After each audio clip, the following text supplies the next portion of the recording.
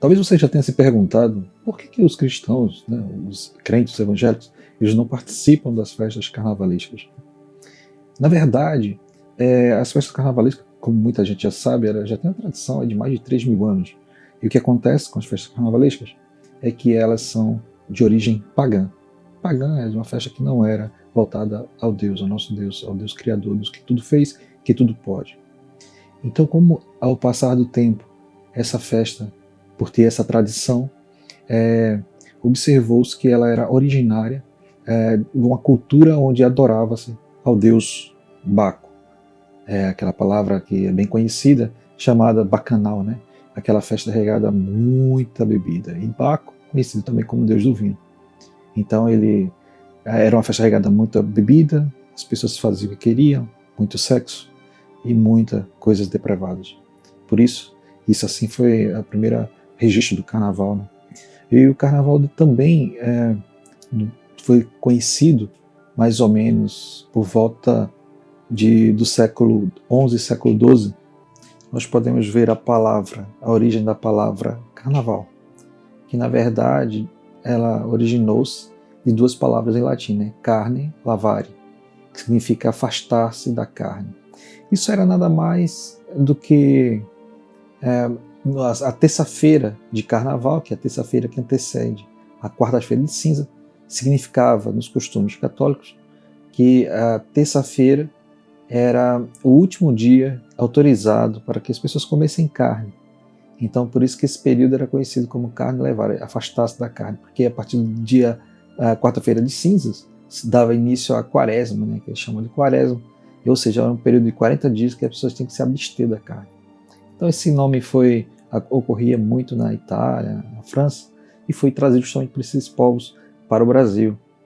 E ao chegar no Brasil, foi adaptado esse nome para carnaval, né? É o período de carnaval, festa de carnaval, que é o período de afastar-se da carne. Na verdade, bem o contrário, né? É aproximar-se da carne, que o nome mais correto seria isso hoje, né? Porque tudo que acontece vindo da carne, essa festa libera. E como a gente sabe, a Bíblia ela condena o carnaval, não tem como não condenar. É um pouco interessante que aqui a gente fala bem aberto sobre isso, as coisas que a Bíblia fala, tá? No caso, a condenação bíblica, ela é bem explícita, devido a essa adoração, esses costumes e as coisas, essas festas que faziam para o deus Baco. Também é bem importante a gente ter conhecimento que existem pontos muito negativos, né? Eu poderia até elencar aqui para vocês, como bebedeiras, bebedeira desenfreada, danças sensuais, músicas realmente depravadas, né? Nudez, liberalidade sexual, a gente vê isso de uma forma, e falta de compromisso também com as autoridades civis, né? Muitas vezes causa desrespeito. É bem interessante que realmente haja muita confusão nesse período do carnaval. Mas assim, há quem diga também que existem pontos positivos, como por exemplo, a parte financeira, as pessoas passam a vender, o comércio gira, né? Existe o turismo.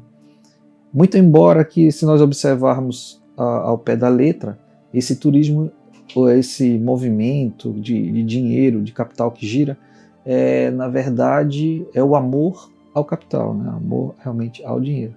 O amor ao dinheiro faz com que os homens deem preferência ao dinheiro e, através dele, consigam fazer qualquer coisa para conseguir esse dinheiro, não importando o que. Então, como a venda de bebidas, como drogas ilícitas, como o sexo, a venda do sexo e muita coisa desse jeito. Então, daí já dá para você tirar uma ideia, porque o cristão não participa do carnaval, certo? E algumas coisas também interessantes, como o homem ele amava o dinheiro a ponto de vender tudo, de criar momentos, eventos para que as pessoas fizessem tudo com liberalidade, com libertinagem. É bem interessante que a Bíblia fala sobre isso. Quando Paulo escrevendo a Timóteo, no 1 Timóteo capítulo 6, versículos 6 e 10, quando ele vai fazer a narrativa, né, que o homem sobre o dinheiro, ele fala que não é o dinheiro, na verdade, que é o problema, é o amor do dinheiro ou ao dinheiro, que é a raiz de todos os males, né? E as pessoas, por causa disso, algumas pessoas, por cobiçarem o dinheiro, desviaram-se da fé e se atormentaram com muito sofrimento. Mas a culpa é tudo por causa desse problema, do dinheiro. Os homens adoram o dinheiro. Então, o fato de adorarem faz com que eles façam qualquer coisa por dinheiro e até fazer com que muita gente perca a sua vida, sua salvação, sua paz. Muito interessante. O próprio Jesus falou em Marcos, no capítulo 8, versículo 36. Ele dizia assim: pois, que adianta o homem ganhar o mundo inteiro e perder a sua alma? Então a gente vê mais uma vez por que o cristão evangélico ele não participa do carnaval. Há alguma coisa também muito interessante que é realmente onde se encaixa completamente a proibição para nós. O carnaval, como já foi dito, é a festa da carne, que não deveria ser outro nome, né? O contrário, mas é a festa deliberadamente da carne. E no livro de Gálatas, o apóstolo Paulo escrevendo, ele fala bem interessante, que existem as obras da carne e existe o fruto do Espírito. E existe também essas obras da carne, a gente fala assim, porque as obras da carne, Gálatas capítulo 5, versículo 16 a 21, porque as obras da carne são manifestas, as quais são, olha só, prostituição, impureza, lascívia, idolatria, feitiçaria, inimizades, porfias, idolatrias, emulações, iras, pelejas, dissensões, heresias, invejas, homicídios, bebedices, glutonarias e coisas semelhantes a essas. Ou seja, não termina com essas. E coisas semelhantes a essas. Isso é bem importante da gente conhecer e saber. Como já antes vos disse, que os que cometem tais coisas não herdarão o reino de Deus. Gálatas 5, 16 a 21. Então você vê claramente por que a Bíblia condena o carnaval. Porque o cristão evangélico ele não participa disso. Mais à frente, no mesmo capítulo 5 ainda, dos versículos 22 a 25, mesmo Paulo, escreve dizendo a diferença agora. O que é fruto do Espírito? Mas o fruto do Espírito é amor, gozo ou alegria, paz, longanimidade, benignidade, bondade, fé, mansidão e temperança. Então a gente consegue observar claramente a diferença entre o que são as obras da carne e o fruto do Espírito. Por isso que a gente busca a Deus, recebe o Senhor nas nossas vidas, a gente sente o Espírito de Deus tomar conta de nós e por isso que a gente busca Deus. E existe uma briga constante da carne contra o espírito contra a carne. Mas a gente, mediante a buscar o Senhor, a entregar nossas vidas ao Senhor, a gente confiar no Senhor, a gente ter o Espírito Santo dentro da gente que nos guia, a gente consegue vencer. E com muita alegria, com muita felicidade, ajudando muitas outras pessoas a poder ter uma vida digna, uma vida honesta. Um amigo essa semana me falou uma frase que eu guardei e eu gostaria de terminar agora e falar isso para você também.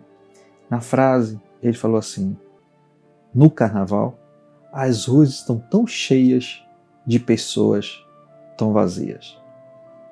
Se você quiser ter essa esperança de ter e sentir isso que a gente também sente, que faz com que a gente não sinta falta dessas coisas da carne, não sinta falta do carnaval.